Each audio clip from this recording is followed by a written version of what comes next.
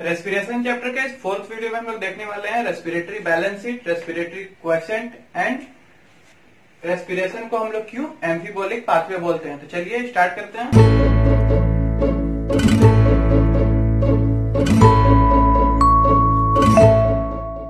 Hello everyone, अगर आप M कर रहे हैं नीट एग्जाम के लिए then make sure to subscribe this channel and also press the bell icon. ये वीडियो रेस्पिरेशन चैप्टर का फोर्थ वीडियो है। इससे पहले का 3 वीडियो का आपको लिंक डिस्क्रिप्शन में मिल जाएगा। इसको समझने के लिए आप उसको पहले देख ले तो अच्छा रहेगा, और अगर आप देख चुके हैं तो हम लोग आगे बढ़ते हैं। रेस्पिरेटरी बैलेंस शीट, इसके लिए कुछ पॉइंट्स हमको पहले बैलेंस शीट बनाने से पहले कुछ पॉइंट्स को कंसीडर कर लेना है कि सबसे पहले ये तो एक थ्योरेटिकल कॉन्सेप्ट है, ठीक है। मतलब इसका प्रैक्टिकली ये पॉसिबल नहीं है कि इसमें जो हम सीट बनेंगे कि इतना इतना कैलकुलेट कर लिए एटीपी, वो प्रैक्टिकली नहीं होता है। ये सिर्फ एक थ्योरी वाला कॉन्सेप्ट है, ठीक है। फिर इसको वैलिड करने के लिए हम कुछ एजम्पशन लेते हैं। फर्स्ट एजम्पशन हमारा होगा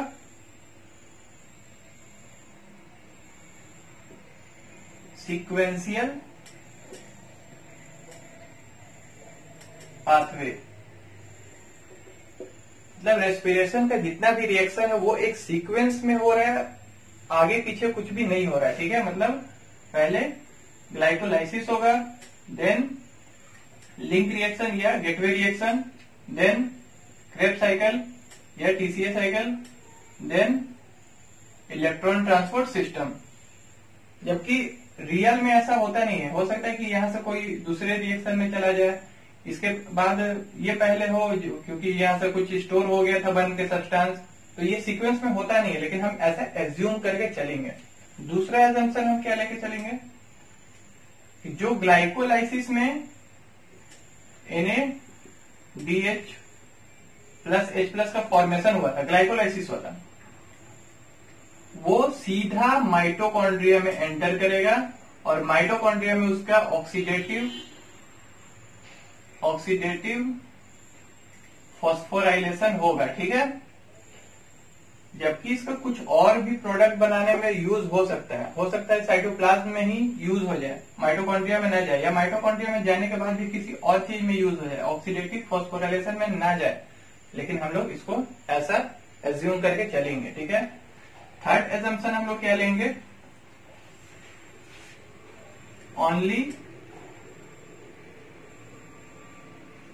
ओनली सुगर या only glucose will go into respiration. मतलब कोई और सब्सटेंस जैसे कि प्रोटीन हो गया, फैट हो गया, कोई ऑर्गेनिक एसिड हो गया, वो रेस्पिरेशन में नहीं जाएगा। सिर्फ शुगर या कार्बोहाइड्रेट या ग्लूकोज ही रेस्पिरेशन में एंटर करेगा। ये भी नहीं होता है ऐसा। सारा इसका रीजन सारा चीज इसी चैप्टर में, इसी वीडियो में आपको देखने के लिए मिल जाएगा आगे। ये एजम्पशन अभी हमारा फोर्थ और लास्ट।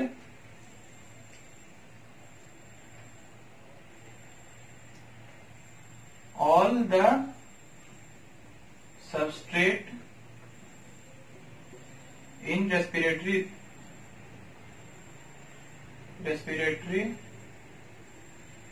रिएक्शन स्टेज इन रिएक्शन। मतलब रेस्पिरेटरी रिएक्शन का सारा सबस्ट्रेट इसी रिएक्शन में रह जाता है। मतलब अगर ग्लाइकोलाइसिस का 10 स्टेप है, एक सबस्ट्रेट बना, दूसरा सबस्ट्रेट बना, हो सकता है ये सबस्ट्रेट किसी और चीज में चला जाए, लेकिन नहीं। इसका हम लोग एजम्पशन क्या मान के चलेंगे, ये सबस्ट्रेट इसी सीक्वेंस में यूज होगा। इस ग्लाइकोलाइसिस का सबस्ट्रेट ग्लाइकोलाइसिस में ही यूज होगा, फिर उसके बाद लिंक रिएक्शन में ही उसका सबस्ट्रेट जाएगा, उसके बाद ट्राई कार्बोक्सिलिक एसिड साइकिल में ही जाएगा। ये इस सीरीज से बाहर नहीं निकलेगा, ठीक है। अब हम लोग देखेंगे respiratory balance sheet. Sequential reaction हमारा क्या है, पहले glycolysis, then link reaction, then tricarboxyl. तो हम लोग पहले सारा रिएक्शंस देखेंगे। उसमें एटीपी या जीटीपी दोनों का वैल्यू सेम होता है, कितना फॉर्म हुआ, देन वी विल सी कि NaDH प्लस H प्लस का कितना फॉर्म हो रहा है, और क्या बन सकता है FADH2, और क्या हो सकता है कि कुछ ये सब बनने के बाद कुछ यूज हो जाए, यूज्ड एटीपी। ठीक है, सबसे पहला रिएक्शन हमारा जो होगा, हम लोग सीक्वेंशियल माने हैं एजम्पशन में, ग्लाइकोलाइसिस। ठीक है, तो ग्लाइकोलाइसिस में एटीपी या जीटीपी का कितना फॉर्मेशन होता है, एक 7th स्टेप में एंड 10th स्टेप में। यहाँ पे क्योंकि दो मॉलिक्यूल है तो एक एटीपी रहा, लेकिन उसको हम लोग 2 एटीपी यहाँ और 2 एटीपी यहाँ पे काउंट करेंगे, क्योंकि दो molecule of dihydroxy acetone phosphate में टूट जाता है ग्लूकोज, तो यहाँ से दो मॉलिक्यूल चलेगा। ठीक है, 7th स्टेप में क्या हो रहा था, 3 फॉस्फोग्लिसरिक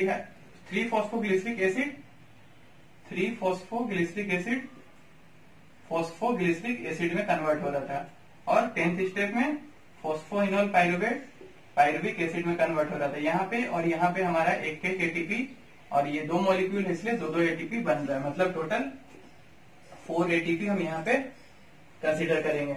NADPH फॉर्म हो रहा है, एक जगह पे फॉर्म हो रहा है, और क्योंकि 2 मॉलिक्यूल 1,3 डाइफॉस्फोग्लिसरल्डिहाइड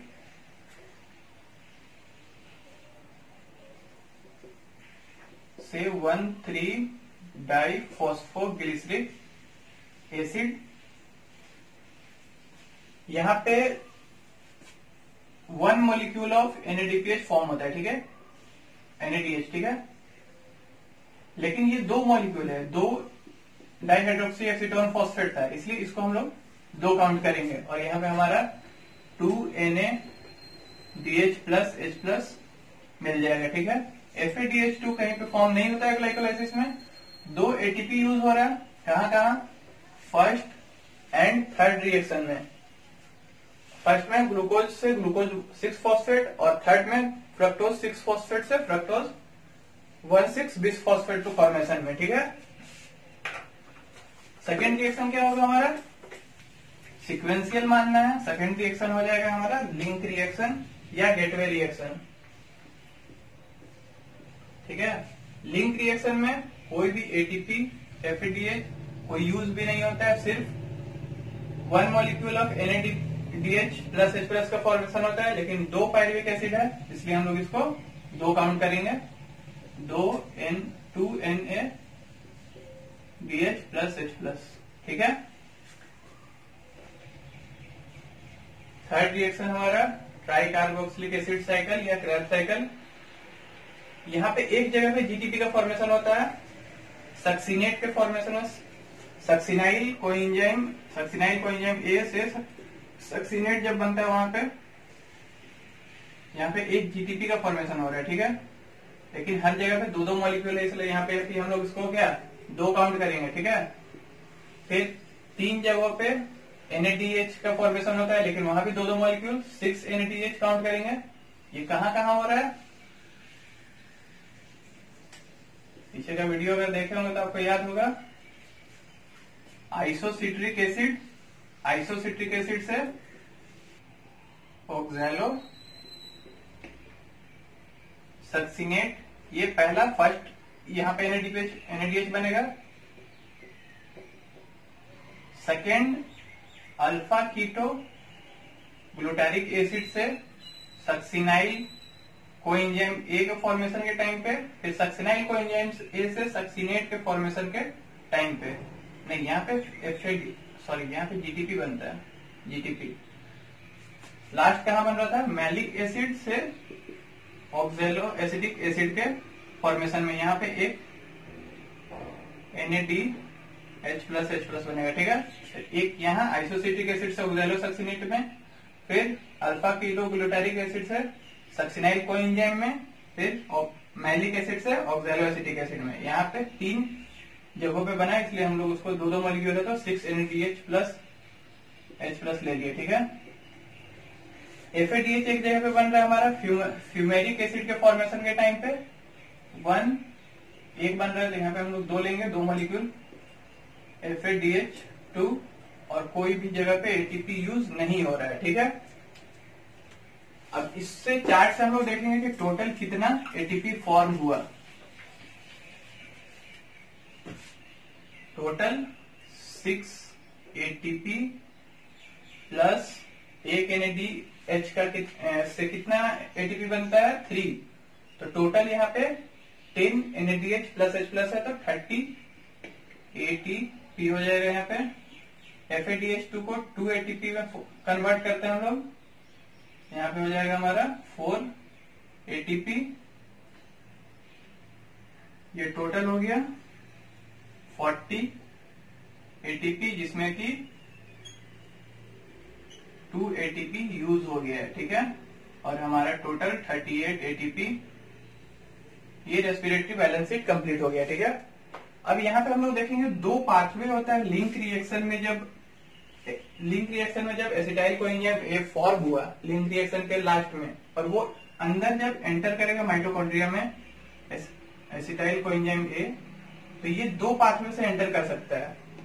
या तो वो मैलेट एस्पार्टेट से एंटर करे, मैलेट एस्पार्टेट पाथवे से। सेकंड ग्लिसरॉल फॉस्फेट पाथवे से, ठीक है। ये 38 एटीपी आएगा मैलेट एस्पार्टेट पाथवे के थ्रू अगर एसिटाइल कोएंजाइम में माइटोकॉन्ड्रिया में एंटर करता है। अगर ये ग्लिसरॉल फॉस्फेट पाथवे से एंटर करेगा then it will be 36 ATP only, ठीक है। अब अगर आपको एटीपी सब ये इससे हम लोग सारा एटीपी कैलकुलेट कर लेंगे, लेकिन अगर एनर्जी कैलकुलेट करने के लिए आता है तो 1 एटीपी का वैल्यू हमारे पास क्या होगा 7 किलो कैलोरी, ठीक है। ये पूरा हमारा रेस्पिरेटरी बैलेंस शीट कंप्लीट हो गया, ठीक है। नेक्स्ट हम लोग देखेंगे रेस्पिरेशन को क्यों एज ए एम्फीबॉलिक पाथवे हम लोग कंसीडर करते हैं, ठीक है। तो इसमें सारा रिएक्शन को, सारे सब्सटेंस को देखने से पहले सबसे इंपॉर्टेंट सब्सटेंस हमारा ग्लूकोज को देख लेते हैं। ग्लूकोज क्या है ना, most favourable substrate for respiration, ठीक है। मतलब सबसे ज्यादा एफिशिएंसी से ये ऑक्सीडाइज होगा और सबसे ज्यादा एटीपी का फॉर्मेशन करेगा, ठीक है। मतलब ये सबसे मोस्ट फेवरेबल सब्सटेंस है, ठीक है। नेक्स्ट अब हम इसको देखते हैं, ठीक है। एम्फीबॉलिक का मतलब होता है कि वहां पे कैटाबॉलिक प्लस एनाबॉलिक रिएक्शन दोनों साथ में हो रहा है, ठीक है। कैटाबॉलिक रिएक्शन का क्या मतलब होता है, ब्रेकडाउन रिएक्शन। जहां भी ब्रेकडाउन रिएक्शन होगा, और एनाबॉलिक रिएक्शन का क्या मतलब होता है, फॉर्मेशन ऑफ सब्सटेंस, फॉर्मेशन या सिंथेसिस ऑफ सब्सटेंस, इसको हम लोग बोलेंगे एनाबॉलिक रिएक्शन। दोनों रिएक्शन अगर किसी एक रिएक्शन में हो रहा है तो उसको हम लोग बोलेंगे एम्फीबॉलिक रिएक्शन। तो अब हम लोग देखते हैं कि कहाँ कैटाबॉलिज्म हो रहा है, कहाँ एनाबॉलिज्म हो रहा है, तब हम लोग समझेंगे कि हाँ ये एम्फीबॉलिक पाथवे है, ठीक है। तो सीरीज में हम लोग पहले सारे रिएक्शन को ग्लाइकोलाइसिस से लेके आगे तक बढ़ेंगे और देखते जाएंगे हम लोग एनाबॉलिक कहाँ कहाँ पे है। एनाबॉलिक मतलब सिंथेसिस कहाँ कहाँ पे हो रहा है। सबसे पहले फॉस्फोग्लिसरॉल्डिहाइड जो कि ग्लाइकोलाइसिस का एक सब्सटेंस है, ये फॉर्म करता है ग्लिसरॉल जो कि फॉर्म करेगा फैटी एसिड जो कि फॉर्म करेगा लिपिड। यहां सिंथेसिस हो रहा है। फिर फॉस्फोग्लिसरिक एसिड ये फॉर्म करेगा कुछ अमीनो एसिड्स को, सेरीन, ग्लाइसिन एंड सिस्टीन, ठीक है। थर्ड पायरुविक एसिड या पायरुवेट विल फॉर्म एलानिन, ये सारा अमीनो एसिड यहाँ पे बन रहा है। Next acetyl coenzyme A form करेगा फैटी एसिड। ठीक है, सीरीज में आ रहा है यहाँ ग्लाइकोलाइसिस, फिर लिंक रिएक्शन, फिर टीसीए साइकिल, सक्सिनाइल कोएंजाइम ए बहुत ही इंपॉर्टेंट सब्सटेंस क्लोरोफिल का फॉर्मेशन करवाता है प्लांट में एंड हीम फॉर्मेशन करवाता है एनिमल्स में। ठीक है, then oxaloacetic acid and alpha ketoglutaric acid ये फॉर्म करेंगे amino acid and oxaloacetic acid alkaloids का फॉर्मेशन करवाता है। ठीक है, एल्कलॉइड्स अमीनो एसिड का ही, अगर अमीनो एसिड में एक OH ग्रुप को अमीनो ग्रुप से रिप्लेस कर दे तो ये अल्कलॉइड बन जाएगा। ठीक है,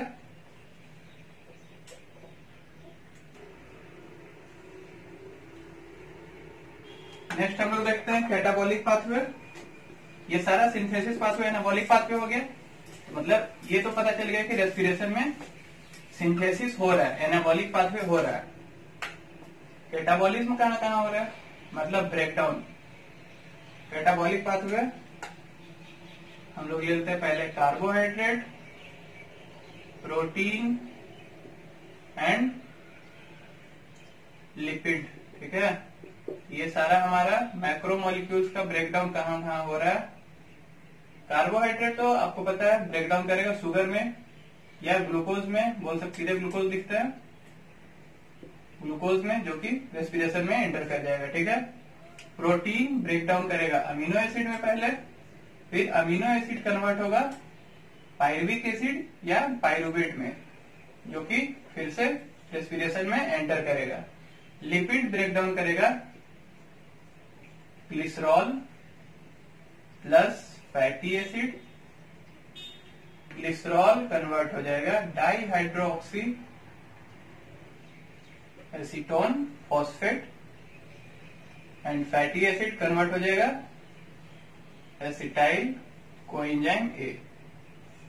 ये दोनों भी रेस्पिरेशन में एंटर कर जाएगा। ठीक है, तो anabolic pathway and catabolic pathway या कैटाबॉलिक रिएक्शन दोनों हो रहा है, इसलिए इसको हम लोग ओवरऑल एम्फीबॉलिक पाथवे बोल सकते हैं। ठीक है, नेक्स्ट हम लोग देखेंगे रेस्पिरेटरी क्विसेंट। इसको डिनोट करते हैं RQ से और इसको मेजर करते हैं हम लोग गैनॉन्स रेस्पायरोमीटर से।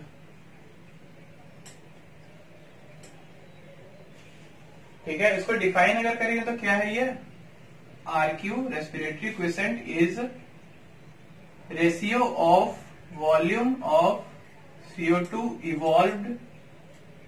इवॉल्व्ड या released to volume of oxygen used.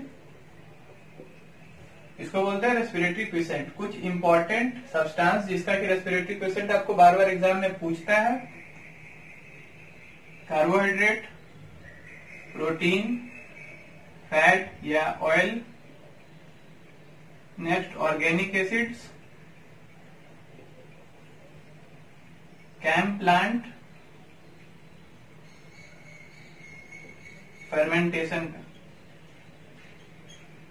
Fermentation या एनएरोबिक रेस्पिरेशन। ठीक है, एनारोबिक रेस्पिरेशन इसको बोलेंगे तो एक ही बात है। ठीक है, कार्बोहाइड्रेट का RQ हमेशा 1 होगा, मोस्ट फेवर सब्सटेंस। प्रोटीन का होगा 0.9 या इसको बोल सकते हैं ऑप्शन में आपको लेस देन 1 भी दे सकता है। ठीक है, फैट का एक एग्जांपल एनसीईआरटी में जो दिया हुआ है 0.7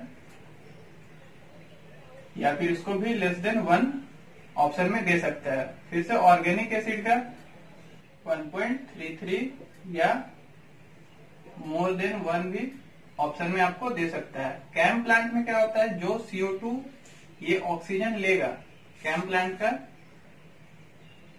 फॉर एग्जाम्पल हम लोग मान लेते हैं 2 यूनिट ऑक्सीजन लिया, ठीक है, लेकिन ये CO2 रिलीज नहीं करता है। ठीक है, CO2 जो भी ये रिलीज किया वो अपना फोटोसिंथेसिस में यूज कर लिया, तो ये क्या हो जाएगा 0। अगर 0 को कितना से भी डिवाइड करेंगे, यहाँ पे 5 यूनिट भी अगर यूज कर लेगा तो 0 ही आ जाएगा हमारा। ठीक है, कैम प्लांट का RQ हो गया 0। फर्मेंटेशन का क्या हो जाएगा, फर्मेंटेशन में O2 लेता ही नहीं है 0 यूनिट, और CO2 रिलीज करेगा 1 यूनिट या 2 यूनिट, जो भी अगर ऊपर में कुछ भी अगर CO2 रिलीज कर रहा है फर्मेंटेशन में, तो क्या हो जाएगा, अगर कोई भी नंबर को 0 से अगर हम डिवाइड करेंगे तो इंफिनिटी। ठीक है, ये इंपॉर्टेंट है, हर बार एग्जाम में आ जाता है। ठीक है, आज के वीडियो में इतना ही। इस वीडियो को लाइक कीजिएगा, अपने दोस्तों के साथ शेयर कीजिए, चैनल को सब्सक्राइब जरूर कर दीजिएगा और बेल आइकन दबा दीजिएगा। मिलते हैं नेक्स्ट वीडियो में।